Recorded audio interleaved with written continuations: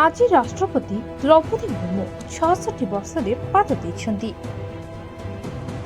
1958 मसीहा जून 20 मयूरभंज जिला उपरबेड़ा ग्राम एक सांताली परिवार रे से जन्मग्रहण करथिले। राष्ट्रपति द्रौपदी मुर्मू उपरबड़ प्राथमिक विद्यालय सप्तम श्रेणी पर्यंत पाठ पढ़िथिले। या परे अधिक अध्ययन पाई भुवनेश्वर आसी यूनिट 2 बालिका उच्च विद्यालय मैट्रिक पास करथिले और रमादेवी महिला महाविद्यालय रे कला रे स्नातक पर्यंत शिक्षा ग्रहण करथिले।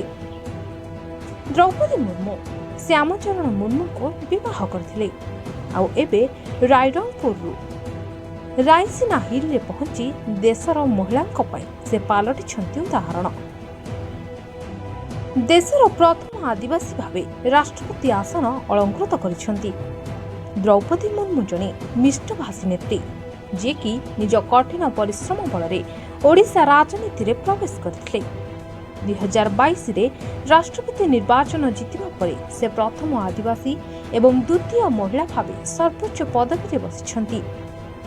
सर्वोच्च सांविधानिक पद पाई मिलित विरोधी दलर प्रार्थी जसवंत सिन्हा विरोध में से प्रतिद्वंदिता करथिले। राष्ट्रपति द्रौपदी मुर्मू का जन्मदिवस अवसर में मुख्यमंत्री मोहन चरण माझी अभिनंदन और शुभेच्छा जणाइछन्ति। Bureau report Media voice.